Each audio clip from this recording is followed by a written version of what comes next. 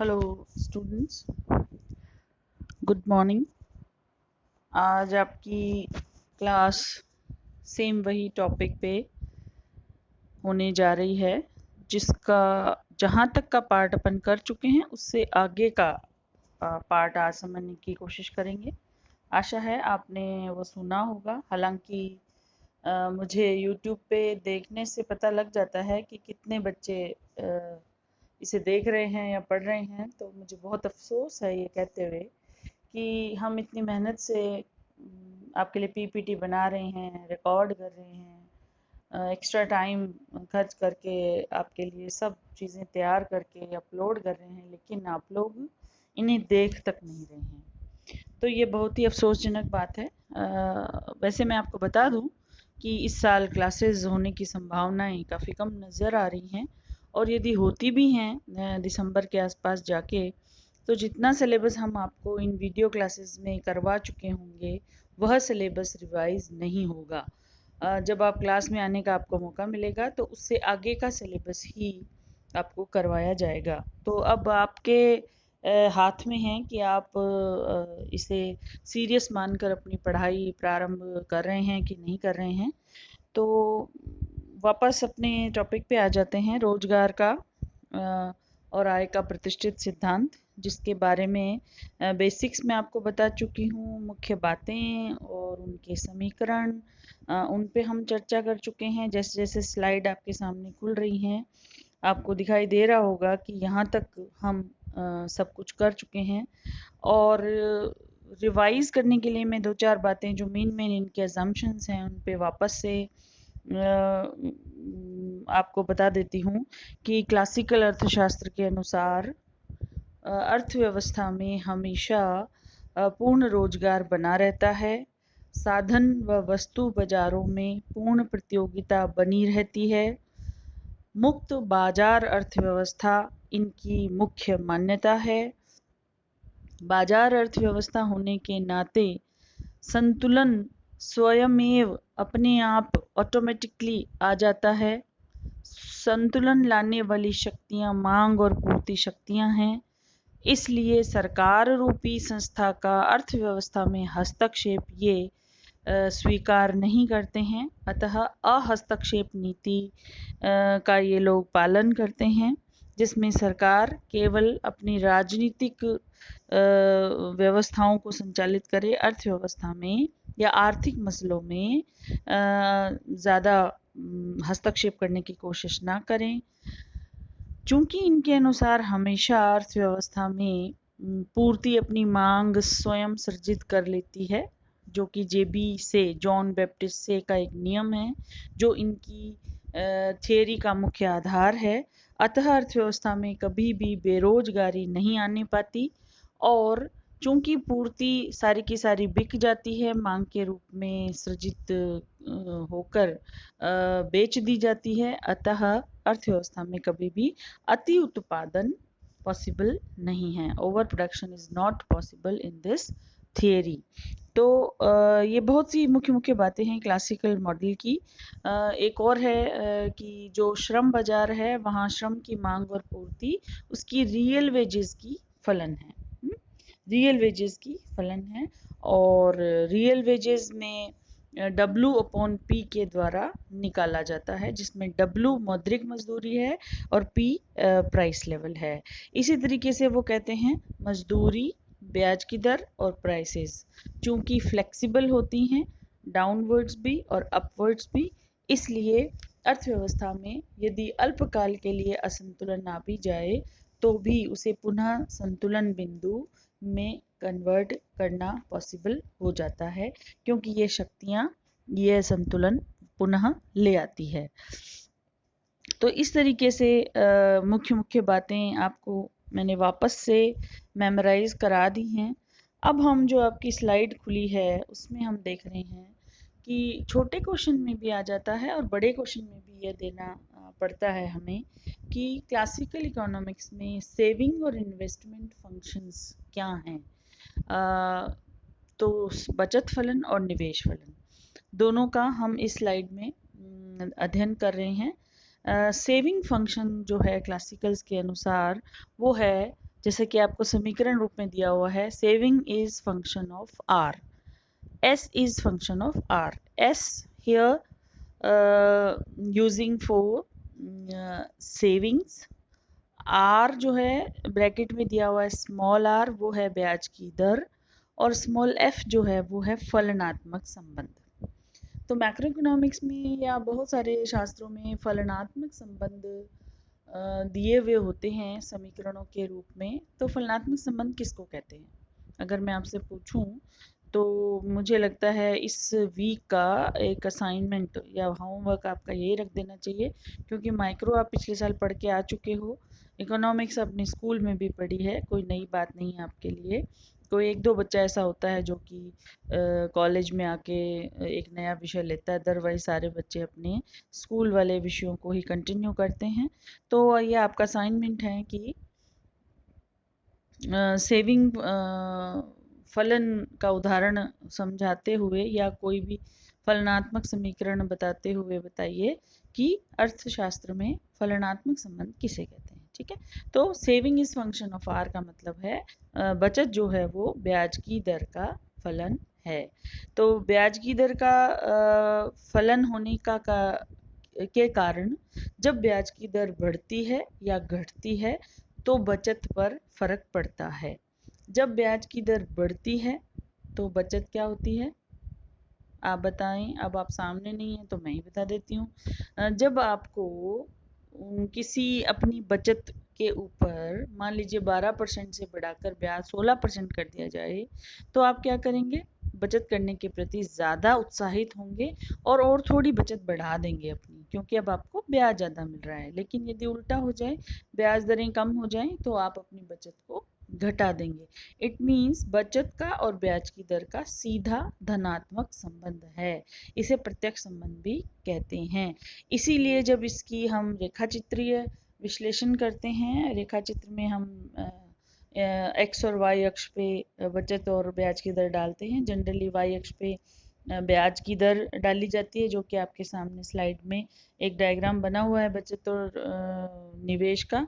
तो जो बचत वाली लाइन है वो मूल बिंदु की तरफ से नीचे से प्रारंभ होती हुई ऊपर की तरफ धनात्मक ढाल लिए हुए जा रही है। उसके आगे लिखा हुआ भी है saving is equal to function of Y.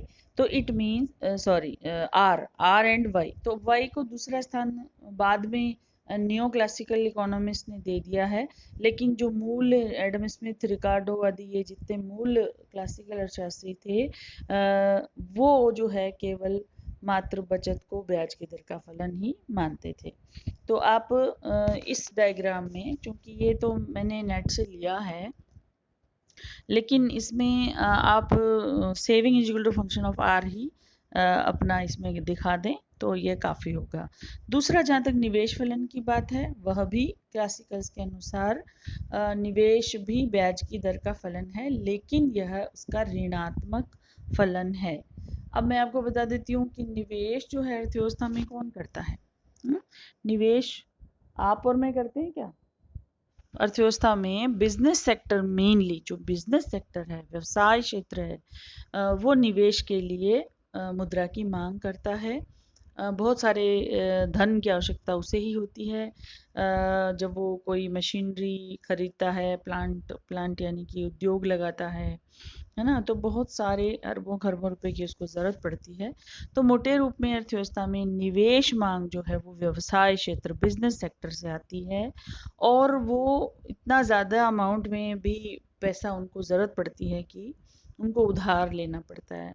उधार लेने के लिए उनको ब्याज अदा करना पड़ता है, इंटरेस्ट, है ना। इंटरेस्ट किसका पारिश्रमिक है? पूंजी का। तो पूंजी जब ब्याज पे ली जाएगी तो उसको पारिश्रमिक दिया जाएगा। तो यदि किसी को ऊंची ब्याज दर पर पूंजी मुहैया हो, साख के लिए, क्रेडिट के लिए, ऋण के लिए, है ना, ये तीनों सेम शब्द हैं। मूल जो उसकी भावना है वो यही है कि ऋण जब व्यक्ति लेता है तो उसे ब्याज पे करना पड़ता है। तो पूंजी पे ब्याज पे करने की वजह से ऊंची ब्याज दरों पर मांगी जाने वाली निवेश राशि कम होती है, और कम ब्याज दरों पर मांगी जाने वाली निवेश की राशि ज्यादा होती है। अतः दोनों का नेगेटिव संबंध है, ऋणात्मक संबंध है। इसीलिए निवेश फलन ऊपर से नीचे की तरफ ढालू गिरता हुआ ऋणात्मक ढाले हुए होता है, जैसा कि आपको डायग्राम में भी दिखाई दे रहा है। और इसे भी आप अगेन करेक्शन कर लीजिए। I is equal to function of R, यानी निवेश R का फलन है। और उसके ये जो दो फंक्शन ऊपर लिखे हुए हैं, दोनों के आगे आप ये भी लिख लीजिए, S is equal to function of R, यह धनात्मक फंक्शन है। I is equal to function of R, यह ऋणात्मक फलन है। विस्तार से मैंने हिंदी में आपको अच्छे से समझा दिया है कि बचत जो है ब्याज की दर का धनात्मक फलन है, क्योंकि ऊंची ब्याज दरों पर लोग ज़्यादा बचत करते हैं, नीची ब्याज दरों पर लोग कम बचत करते हैं। मतलब दोनों चीज़ें एक ही दिशा में चलती है, कम कम ज़्यादा ज़्यादा, तो फिर वह धनात्मक संबंध कहलाता है। ऋणात्मक संबंध में जो स्वतंत्र चर है ब्याज की दर, जो बराबर के राइट साइड आपके इक्वेशन में दी हुई है, वो स्वतंत्र चर है। पहले वो किसी दिशा में चलता है, उसके पीछे पीछे जो आश्रित चर है, जो बराबर के लेफ्ट साइड दिया हुआ है, उसके पीछे पीछे वह चर चलता है। ठीक है, फलनात्मक संबंध में एक दूसरे का फलन होता है। और जनरली आश्रित चर जो है वो बराबर के लेफ्ट साइड, और स्वतंत्र चर है जो वो बराबर के राइट साइड लिखा जाता है। तो इस रूप में जब ब्याज की दर ऊंची हो जाती है, तो व्यवसाय क्षेत्र जो निवेश या पूंजी की उधार मांग करता है, वो कम हो जाती है, क्योंकि अब उनको ज़्यादा ब्याज देना पड़ेगा, इसलिए वो निवेश के लिए मांग कम करते हैं। यदि अर्थव्यवस्था में ब्याज की दरें कम कर दी जाती हैं, तो निवेश के लिए जितनी भी मांग है वो ज़्यादा हो जाएगी, क्योंकि अब उनको कम ब्याज पे करना पड़ेगा, इसलिए वो निवेश के लिए ज़्यादा पूंजी की मांग कर पाएंगे। तो इस तरीके से saving and investment function classical economist के द्वारा इस प्रकार से व्याख्यायित किए गए। समीकरण आपको समझा दिए हैं, डायग्राम आपके सामने है।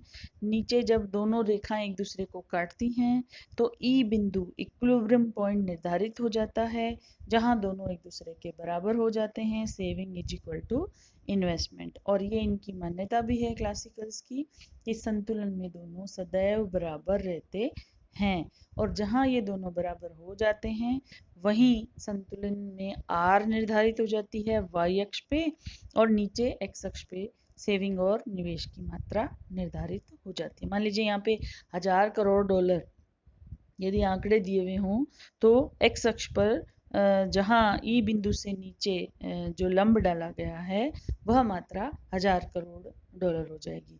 और आर जो है मान लीजिए 5% पे तय हो गई है, तो वो वहां पे वाई अक्ष पे 5% आप पैमाना इसमें डाल सकते हो। तो इस तरीके से यह जो है टॉपिक आपका खत्म होता है। नेक्स्ट जो है हम इसी में आगे चलते हैं, से का नियम, बाजार का से का नियम क्या है।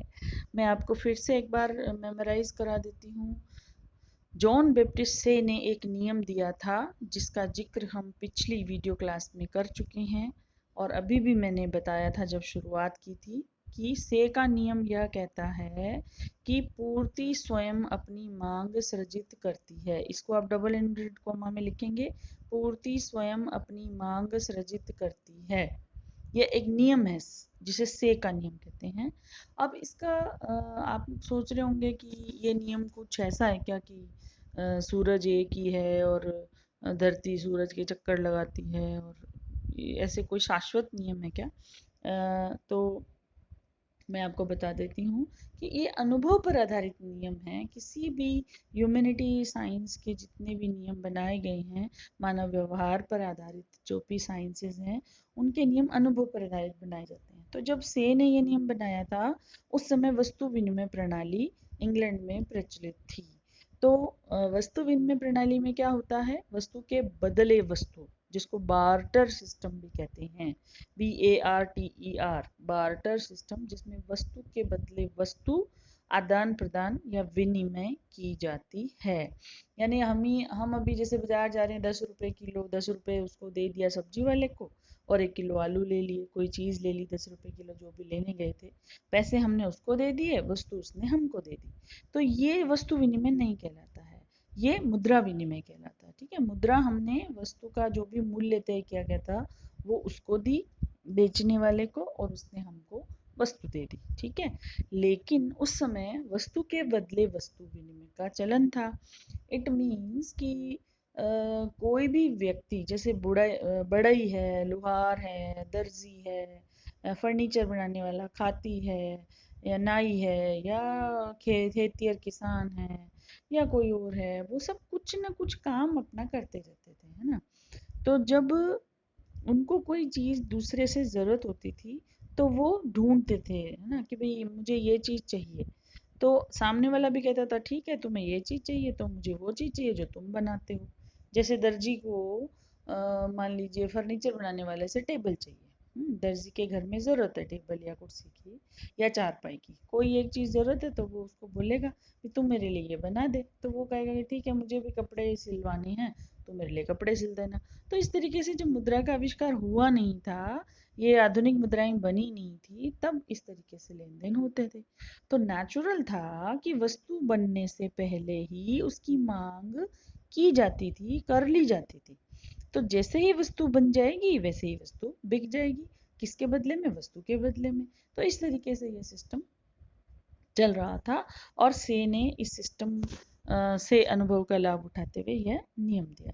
तो से का नियम जो है वो क्लासिकल मॉडल का मुख्य आधार है।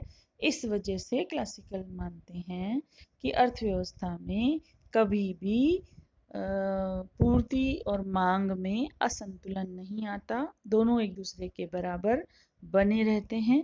इसलिए अर्थव्यवस्था में दो परिणाम सामने आते हैं। नंबर 1, कभी भी ओवर प्रोडक्शन नहीं होता और कभी भी बेरोजगारी नहीं होती। अतः चूंकि बेरोजगारी होती नहीं है, इसलिए हमेशा पूर्ण रोजगार का स्तर बना रहता है। और यदि अल्पकाल के लिए बेरोजगारी आती भी है तो वो बहुत कम दिनों के लिए आती है। तो चूंकि मजदूरी दरें फ्लेक्सिबल हैं, ब्याज की दरें फ्लेक्सिबल हैं, प्राइस लेवल फ्लेक्सिबल है, तो वह संतुलन वापस कायम कर लिया जाता है। तो इस तरीके से जो इंग्लिश में आपकी स्लाइड लिखी हुई है वो सारी की सारी मैंने आपको हिंदी में समझा दी है। इंग्लिश मीडियम के स्टूडेंट्स के लिए तो भला ही हो जाएगा क्योंकि स्लाइड्स इंग्लिश में हैं। हिंदी मीडियम के स्टूडेंट्स के लिए जो मैंने बोला है वो हमेशा कॉपी पेन अपने साथ लेके रखें, बातें नोट कर लें। अब ये भी आपके पास सुविधा है कि क्लास में तो मैडम ने एक बार समझाया और क्लास हो गई और नेक्स्ट डे तो वो बात हुई ही नहीं, लेकिन आपके पास सुविधा है, आप जब चाहे यूट्यूब खोल के वापस से ये क्लास सुन सकते हैं, वापस से जब चाहे अपने नोट्स बना सकते हैं, ऐड कर सकते हैं। तो ये खूबसूरती है वीडियो क्लासेस की। या आज के दौर में जिस तरीके से पढ़ाई का चलन चल रहा है, आपको ना तैयार होके आने की ज़रूरत है ना क्लास में बैठ के वेट करने की ज़रूरत है। रोज़ आपका एक न एक मैटर आपको व्हाट्सएप पे लिंक मिल जाता है और आप उसे आराम से घर पे बैठ के पढ़ सकते हैं। तो हर चीज़ के अपने अपने ड्रॉबैक्स भी हैं और बेनिफिट्स भी हैं। तो ये मुझे इसका एक बेनिफिट नज़र आ रहा है कि क्लास में यदि आप न भी आ पाते हो या आपकी मिस हो जाती है तो वो चीज़ आपको दोबारा मेरे मुंह से सुनने को नहीं मिलेगी, लेकिन यहाँ आप जब भी चाहे यूट्यूब वीडियो खोलकर अपनी क्लास वापस वापस वापस से लगा सकते हो। तो नेक्स्ट स्लाइड पे हम चल रहे हैं, determination of output and employment. Classical model में उत्पादन व रोजगार का निर्धारण किस तरीके से होता है। हमें बड़े क्वेश्चन में किस तरीके से डायग्राम बनाना है, क्या इक्वेशन उसमें शामिल करनी है।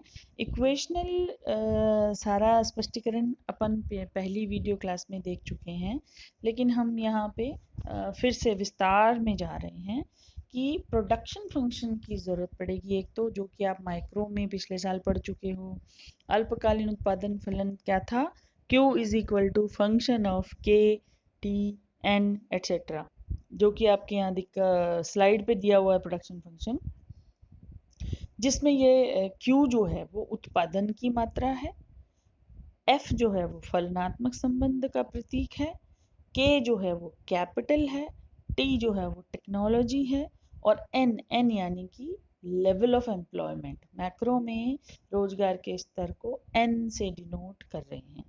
ठीक है, तो अल्पकाल में जबकि के और टी यानी कि कैपिटल और टेक्नोलॉजी अल्पकाल में स्थिर होती हैं, उसे घटा बढ़ा नहीं सकते हैं, यानी बढ़ा नहीं सकते हैं, तो फिर जो यदि उत्पादन को बढ़ाना है तो एकमात्र साधन है रोजगार को बढ़ाना। तो उत्पादन का और रोजगार की मात्रा का सीधा, प्रत्यक्ष और धनात्मक संबंध हो गया।